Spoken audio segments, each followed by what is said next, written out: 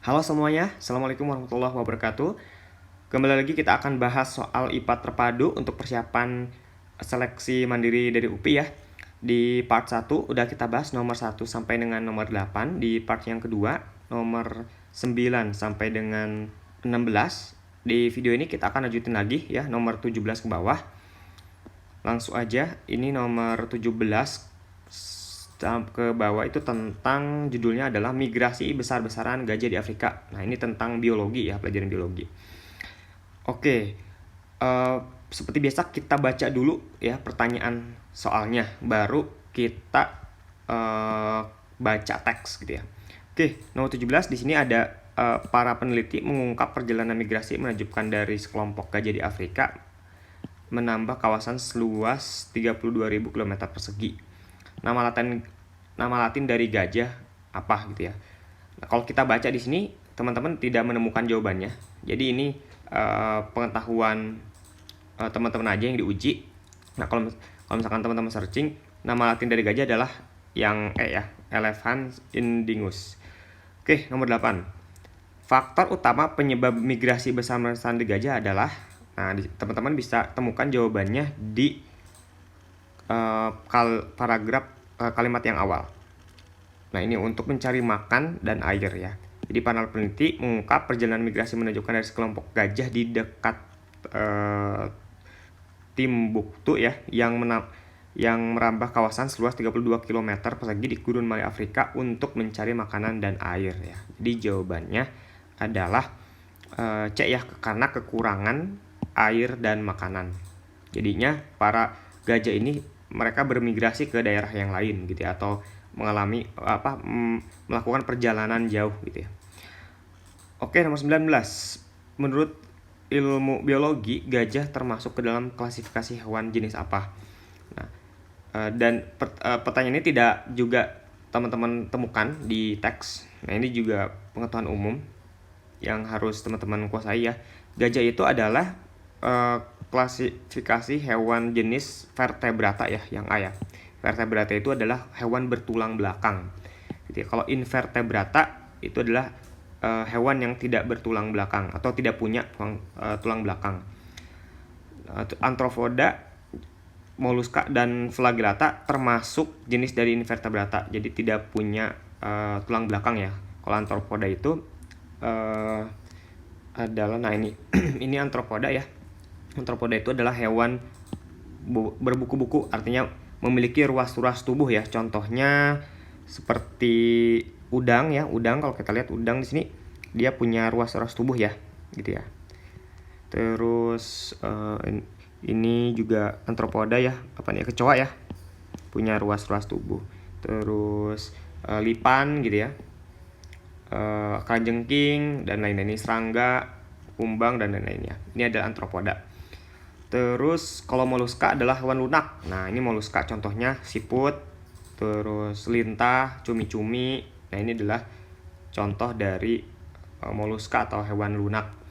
Kalau Flagellata, ini hewan yang memiliki flagel. Flagel itu ini ya, cambuk ya, jenis cambuk ya, untuk sebagai alat gerak ya. Contohnya adalah Euglena viridis. Ini hewan mikroskopik ya, hewan kecil. Dia punya flagel untuk bergerak. Gitu ya. Jadi jelas jawabannya adalah yang A, hewan yang memiliki tulang belakang. Oke, next nomor 20. Alasan migrasi gajah dengan tujuan yang ke tempat yang berbeda-beda adalah, nah alasannya karena ini ya, perbedaan tipe vegetasi di area-area itu. Ya, kalau misalkan teman-teman baca ya di sini, gajah melakukan migrasi besar-besaran untuk mencari makanan dan air.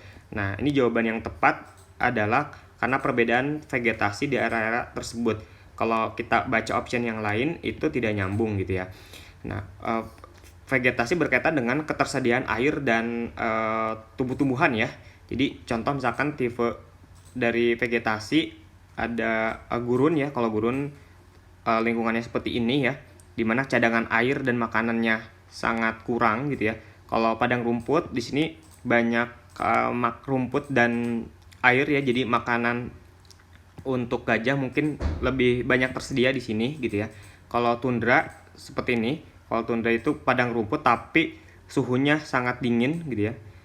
ada lagi vegetasi hutan hujan tropis ya. Jadi hutan yang dengan kadar hujan yang tinggi gitu ya. Nah, jadi jawaban yang paling tepat adalah karena perbedaan tipe vegetasi di setiap daerah, jadi mereka melakukan perjalanan ke tempat-tempat yang berbeda gitu untuk mendapatkan makanan dan air. Oke, next nomor selanjutnya. Di sini judulnya tentang AC sinkronos generator. Nah, di sini nomor 21 lah, kita langsung baca soalnya ya. Ada suatu generator memiliki jumlah lilitan 10.000, berputar dengan kecepatan sudut 1000 radian per second. Flux magnetnya adalah 5 kali 10 4 min 2 Weber. Yang ditanya adalah IMF ketika arah medan magnet dan luas penampangnya tegak lurus. Nah, teman-teman bisa hitung menggunakan rumus yang ini ya, yang ada di teks. Epsilon adalah tegangan IMF gitu ya. Epsilon, kita tulis dulu rumusnya. Epsilon sama dengan N omega BA sin omega T. N adalah jumlah lilitan, omega adalah kecepatan sudut, B adalah medan magnet, A adalah luas penampang. Ini adalah fungsi sin ya. Ada fungsi sinnya. Nah, di sini ketika arah medan magnet dan luas penampangnya tegak lurus, nah ini adalah maksimum, epsilon maksimum. Epsilon maksimum terjadi ketika sin omega T-nya nilainya adalah 1 ya. Jadi epsilon maksimum itu adalah N omega BA. Ya, kita langsung aja masukin angkanya. N-nya adalah 10.000, B omeganya adalah 1000, BA itu adalah flux ya. Jadi flux magnet itu sama dengan medan magnet kali luas penampang. Jadi ini adalah 5 kali 10 pangkat min 2. Kalau kita hitung, ini nilainya adalah 500.000 ya. 500.000 volt ya, yang jawabannya ya. Oke, next. Nomor 22, generator adalah alat yang prinsip kerjanya melakukan perubahan energi, yaitu dari energi apa menjadi energi apa. Ya, teman-teman bisa temukan jawabannya di kalimat pertama ya. Generator adalah alat mesin yang dapat mengubah tenaga mekanik menjadi tenaga listrik gitu ya. Jadi jawabannya adalah yang B ya, mekanik menjadi listrik. Oke, next. Berikut adalah masalah yang terjadi pada generator. Pernyataan yang benar yang mana? Nah, di sini hubungan singkat antar lilitan ini betul ya, karena lilitannya akan meleleh, lalu akan terjadi kebakaran gitu ya. Terus ada hubungan listrik ya ke tanah, ini juga adalah masalah pada generator. Terus putaran yang sangat berlebih pada motor juga akan menjadi suatu masalah ya. Jadi jawabannya adalah yang C ya. Oke, next, nomor berikutnya, nomor terakhir. Salah satu upaya yang dilakukan agar loss atau rugi-rugi pada sistem saluran transmisi menjadi sekecil mungkin yang mana gitu ya. Nah, di sini kita macu aja pada rumus efisiensi transmisi listrik ya, atau ETA sama dengan P output dibagi dengan P input dikali dengan 100% gitu ya. P itu adalah daya ya. Output itu berarti daya keluaran. Kalau P input berarti daya masukan. Nah, untuk menurunkan loss, artinya efisiensinya harus naik. Untuk menaikkan efisiensi, maka P inputnya harus diturunin ya. Nah, daya itu rumusnya adalah P sama dengan V dikali I ya. V itu adalah tegangan, I adalah arus. Nah, jadi kalau untuk menurunkan P input, nah berarti tegangan input dan arus input harus diturunkan gitu ya. Jadi jawabannya adalah yang B, dan D juga benar gitu ya. Jadi di sini ada dua jawaban. Oke, sekian dulu untuk video kali ini. Nomor 24 sepertinya nih ada kesalahan ngedit ya. Di sini ada karena ada dua jawaban gitu ya. Sampai ketemu lagi di video selanjutnya. Terima kasih telah menonton. Assalamualaikum warahmatullahi wabarakatuh.